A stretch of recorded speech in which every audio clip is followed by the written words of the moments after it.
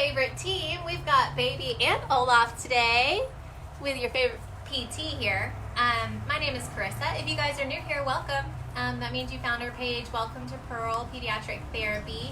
We serve with lots of love the birth to 5, babies, toddlers, and kiddos. And today I just wanted to bring y'all, I know it's kind of a gloomy time in general in the world. A lot of people are home, a lot of people, work is starting to be affected and everybody's home and they've got kiddos with them, and a lot of people are unable to get care and services. And so I wanted to bring some videos just like I always do, but hopefully this helps you even that much more in this time that we're in. So I wanted to bring some joy to your newsfeed and talk about babies. If you've got a baby at home and you want to help their brain and their brain development, I want to give you some information today. So we talked a little bit. I just did a video. If you've got a toddler running around at home, go look for the toddler video. I talked about ways that toddlers or younger kids could work on crossing midline and working on their brain. I wanted to do a video for babies. So when y'all think of the brain, there's 2 major hemispheres, and like we talked about in that toddler video, the corpus callosum's in the middle, and it's kind of a segue where information can go between the 2 sides.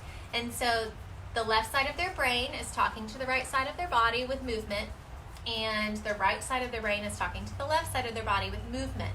So also keep in mind vision and where they are in space, and all the different senses go into play here when they are playing. Their learning environment with a baby is play. But I want to give you some ideas on how to make the baby weight shift and trade sides if you need some ideas for home. So let's start with a young baby.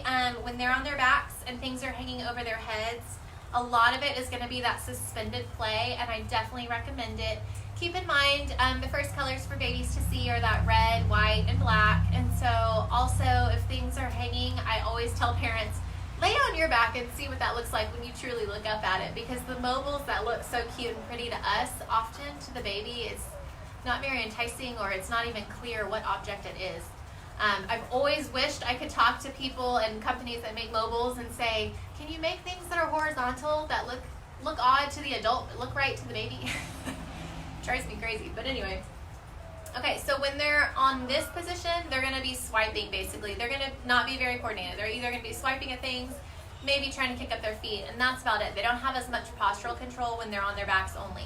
When they are starting to tolerate some tummy time and you're looking for some ways for them to weight shift, think about starting in midline first. I always like to start in midline because that is kind of calming and organizing to the brain. So at first, before I do any kind of taking turns or switching sides, I just want to see if the baby can maintain posture like this well.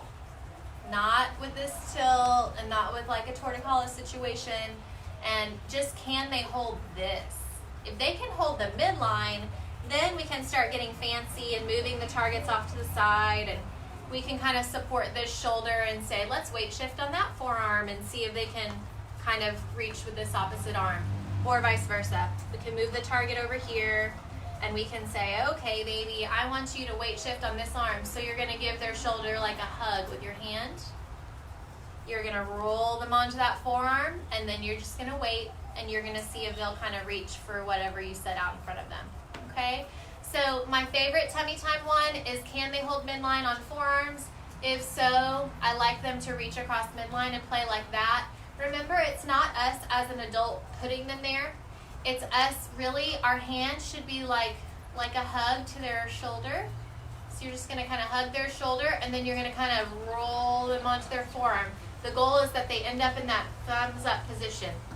If their forearm is in a thumbs up position, that means they're bearing a lot of weight through the outside of their hand. And when we talk, therapists, OTs know this too, but I'm a PT and I've known this for years, and it's so important. The postural side of the hand is this pinky ring finger side, and the dexterity part are these 3 fingers. If you could cut the arm in half, this is your postural side and this is your dexterity side.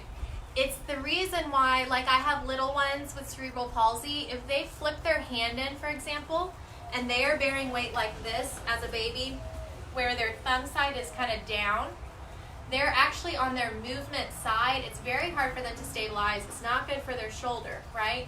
But if we redirect and guide them to where the pinky side of their hand is the weight-bearing side, like this. They're in that thumbs up position, so therapists a little bit more supinated. That's where we want babies to play. If they have true balance on their forearms and it's on the pinky side, they are engaging their postural system. Okay? So they're going to be more balanced. They're going to be able to start weight shifting, and they're going to be able to start crossing midline. If their thumbs are turned down, they're on their dexterity side of the hand, the movement side, which is not stabilizing.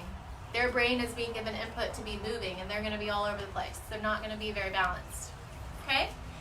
Once the baby's in sitting, you guys have the same idea. You want to take the side that they're leaning towards and make sure it's in weight bearing. And then they're going to start playing with something like maybe right in their lap to start, something super simple, right? And then you're going to switch to the side where their palm is on the ground and they're maybe playing with something in their lap this way. I love playing with things that are almost their height, right? So this is like the height of their torso. So I like putting like little caricatures in their laps and things that have eyes and a nose and things that resemble them, and they can start touching facial features and just seeing something playful in front of their face. So again, this is what the baby gets to see. I've got white, black, and I don't have red, but Olaf's nose being orange, this is a pretty good toy as far as those colors they see first. So I love little Olaf. So other ways crossing midline for babies is going to come when they start to transition, like when they start to get to this and they can move their legs over and start assuming that crawl, getting in and out of the crawl position, all that. When they're at that point, they are starting to cross midline in their own adventures and their own exploring. And when they get that coordinated, that is why they can take off crawling. Because if they can do transitions like that are kind of high level, that are crossing midline, going through rotation, going through unilateral weight shift, then yeah, that's pretty hard to do. That's why they can start crawling. So I hope this has helped you guys with little ideas for babies and what to do to kind of help their brain. I want you to start thinking about their vision, start thinking about ways that they can weight shift and cross midline, because it really helps their brain develop with coordination so they can eventually get to crawling, walking, all that good stuff. Okay? I think that's it. I did want to share this little book that I love for young babies. It is called Little Library at the top in the teal. If y'all can see, that's the brand. Little Library, and I love it because it's by groups, so farm animals, my first 1, 2, 3, pets, wild animals. I love these, and my speech path friends do too. They're speech path approved because they just have the one word. Okay, and so they're simple. What I love about these books too is now, of course, my kindergartner can read all these. This is easy for him. Even my 2-year-old, she can call them out by picture recognition. She's not reading the word, of course, but it's cool because the kindergartner can read this to the 2-year-old. So it's kind of that like bonding, kind of gives confidence to your older child. Like, I can read that one to sister, you know. So anyway, I really like these books. I think they're cool. I laughed when I first, this is the pets book, and they have spiders. So those of you that own tarantulas, you made the book. I thought that was kind of a funny pet selection. They have mouse, fish, hamster, snake, iguana, cat, rabbit, dog. So I thought that one was kind of funny when I first read it. Okay, so think about books for babies. Think about if babies are on the floor, get books that are this like cardboard with just like scenes that might be familiar to them, where you can kind of talk them through like daily activities. I like this book. This is a Christmas book, but it has like kind of staple things you think about that go with that time of year. And so I like that. I like those theme type of books where babies can start to associate just general scenes and pictures. This is more for my babies that are definitely crawling, starting to walk, you know, kind of that older concept. But anyway, get the cardboard books, guys. Then they can't eat them, and they can work on grabbing the page and turning it. And then I love, you can incorporate weight shift, turn, weight shift, turn. So in any position that the little one is in, they're working on weight shift. Okay? Remember, weight shifting can be done in any position. On your back, on your belly, sitting, and in a bunch of ways sitting. Are your legs crisscrossed? Are they out straight? Are they in a straddle? Is one leg bent? One leg bent? There's so many different things. You can weight shift on your knees. You can weight shift with one knee in front. You can weight shift in standing. Are your feet shoulder width apart? Are they together? Sorry, got a call from my dad. Dad, I'm going to call you right back. But in standing, they can weight shift a million different ways. Are they weight shifting here? Are they compensating with toes in? Are their toes out? Look at them. How are they actually standing? Can they stand on one? My dad really wants to talk to me, guys. I think I'm going to let you go. You never know in this crazy time. But anyway, I love you guys. Just remember, weight shifting is in every position. You don't have to be standing on your feet. So it starts with babies. Okay? Tell them bye. Bye. We'll see you soon. This is Carissa. Again, if you guys don't know me, I don't think I introduced myself this first time, but my name is Carissa Tracy. I'm the founder and owner at Pearl Pediatric Therapy in New Braunfels, Texas. We do a ton online, so lots of videos. You guys can also find me. I've got a Facebook group, run a lot over through that. It's called Prenatal to Pre-K Physical Therapy Place, and you'll find me over there too. So wherever I can be of service and be helpful to you guys, I'm here.